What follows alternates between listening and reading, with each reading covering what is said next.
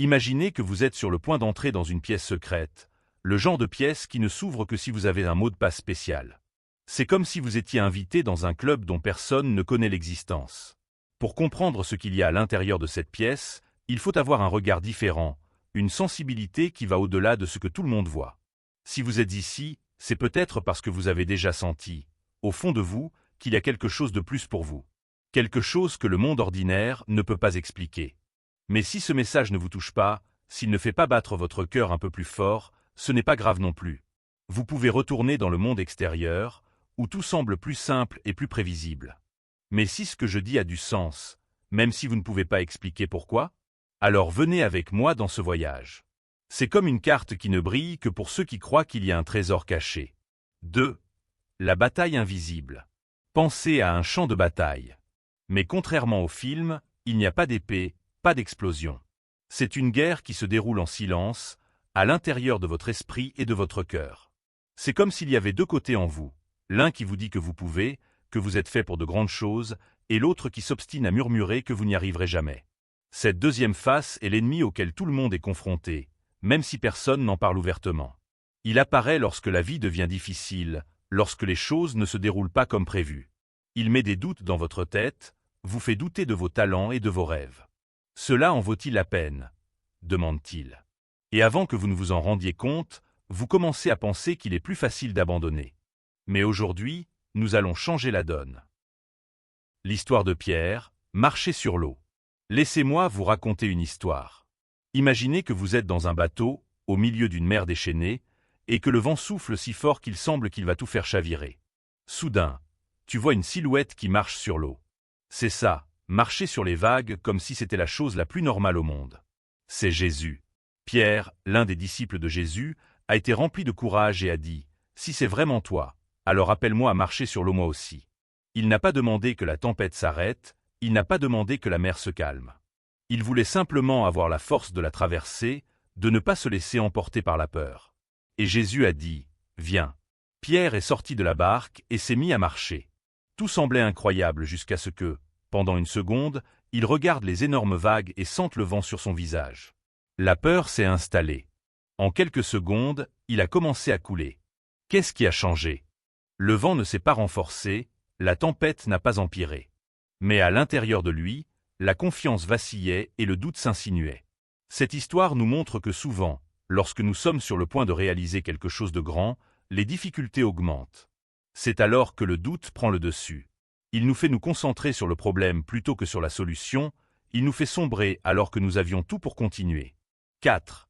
Le doute, le voleur de destin. Le doute est comme un voleur silencieux qui n'arrive jamais en annonçant « Je suis là pour te voler tes rêves ». Il n'a pas besoin de crier ou de faire du bruit. Il arrive tranquillement, avec de petites questions qui semblent innocentes. « Es-tu assez bon ? Et si ça ne marche pas ? Et si tout le monde se moque de toi ?» Ces questions sont comme de petites fissures qui apparaissent dans un mur solide. Au début, elles ne semblent pas menaçantes, mais avec le temps, elles s'élargissent, affaiblissant toute la structure. Avant que vous ne vous en rendiez compte, le mur de confiance que vous aviez commence à s'effondrer. Si Pierre, qui a littéralement marché sur l'eau, a laissé le doute se mettre en travers de son chemin. Imaginez-nous, c'est pourquoi nous devons être vigilants. Le doute peut être ce qui nous empêche de réaliser un rêve qui est déjà presque à notre portée. 5. L'effet du doute sur votre vie. Avez-vous déjà eu le sentiment d'être sur le point de réaliser quelque chose et d'être soudain paralysé par des pensées telles que « Est-ce que c'est pour moi ? Est-ce que je le mérite ?» C'est comme courir un marathon et, à quelques mètres de la ligne d'arrivée, vous vous arrêtez et décidez de revenir à votre point de départ. C'est ça, le doute. Il est subtil mais puissant. Le doute ne retarde pas seulement nos rêves, il bloque aussi les miracles qui sont déjà prêts à se produire. Vous voulez un exemple ? Vous vous souvenez du retour de Jésus dans votre ville ? Il n'a pas réussi à y faire beaucoup de miracles. Pourquoi ?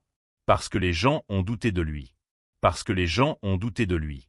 Ils ne croyaient pas que ce charpentier, qui avait grandi dans le quartier, pouvait être le Fils de Dieu. Cela montre que le doute n'est pas une simple pensée anodine, mais une véritable barrière qui empêche des choses incroyables de se produire. 6. Exposer la stratégie de l'ennemi.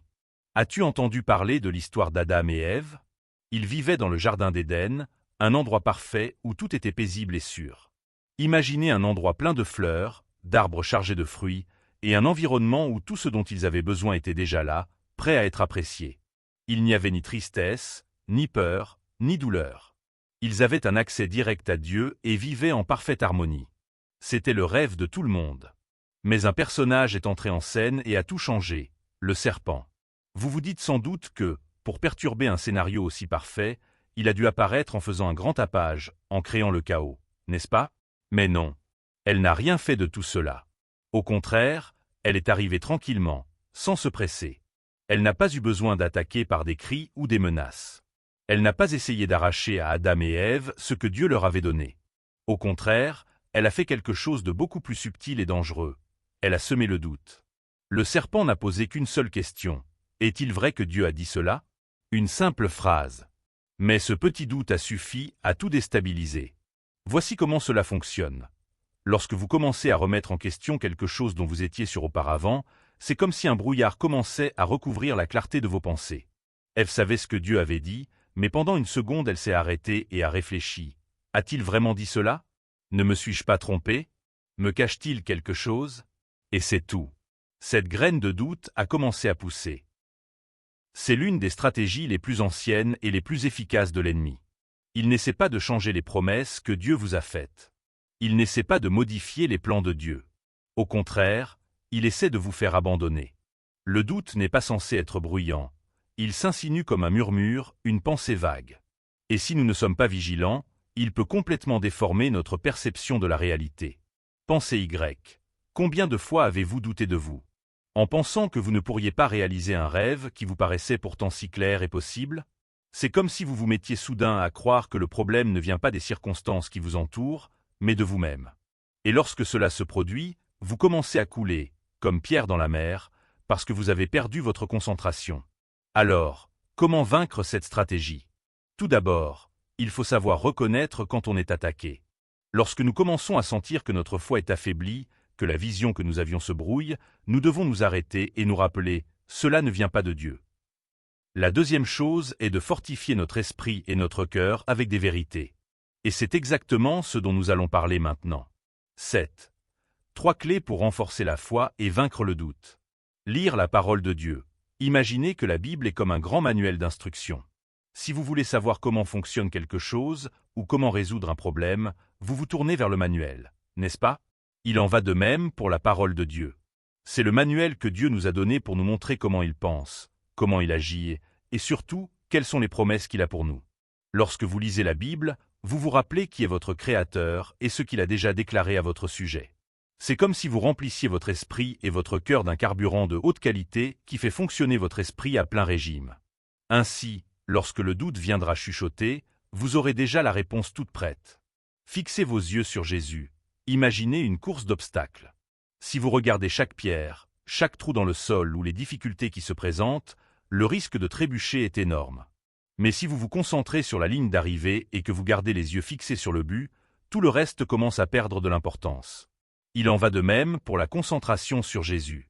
Lorsque des problèmes et des difficultés surviennent, au lieu de les regarder, regardez celui qui vous soutient. Vous souvenez-vous de Pierre marchant sur l'eau? Alors qu'il regardait Jésus, il a pu réaliser l'impossible. Mais lorsqu'il a détourné son regard des vagues et qu'il a senti le vent, il a sombré. Rester concentré sur Jésus est le secret pour marcher même au milieu des tempêtes. Entourez-vous de personnes qui croient en vous. Avez-vous déjà remarqué que lorsque nous sommes entourés de personnes négatives, qui se plaignent toujours ou qui discréditent nos rêves, nous commençons à penser de la même manière? C'est comme si elles étaient une ancre qui nous tirait vers le bas. En revanche, lorsque nous sommes entourés de personnes qui croient en notre potentiel et nous encouragent, notre confiance grandit. C'est pourquoi il est important de choisir les personnes que l'on fréquente. Recherchez des personnes qui voient en vous ce que parfois vous ne voyez pas. Des personnes qui te rappellent, dans les moments difficiles, à quel point tu es capable et combien Dieu a déjà préparé de bonnes choses pour ta vie. Oui. Une invitation à agir et à partager. Maintenant que vous avez compris l'importance de vaincre le doute et de garder la foi, pourquoi ne pas agir? Connais-tu quelqu'un qui traverse une période difficile? Quelqu'un qui semble s'enfoncer dans sa propre insécurité? Alors partagez ce message avec elle. Dites-lui que vous croyez en son potentiel, que le doute n'est pas une fin, mais un défi à relever. Cela revient à allumer une bougie dans l'obscurité. Lorsque vous allumez une bougie pour quelqu'un, vous ne perdez rien, mais vous éclairez le chemin de quelqu'un qui était perdu. De plus, la lumière que vous partagez finit par éclairer le monde qui vous entoure. Diffuser la vérité, encourager et responsabiliser les autres est l'un des moyens les plus puissants de lutter contre le doute. En effet, ce faisant, vous n'aidez pas seulement les autres, mais vous vous renforcez également. Et n'oubliez pas, plus il y a de gens autour de nous qui ne doutent pas et qui sont fermes dans leur foi, plus nous devenons forts en tant que groupe. Ne remettez donc pas cela à plus tard. Plantez une graine de foi dans la vie de quelqu'un aujourd'hui. Alors, maintenant que vous avez compris tout cela, restez toujours vigilant. Parce que le doute, c'est comme ce petit murmure qui essaie de vous égarer, vous savez. Il ne vient pas en criant, mais plutôt tranquillement, en plantant une petite graine qui te fait te remettre en question. Lorsque vous remarquez cela, rappelez-vous qui vous êtes vraiment.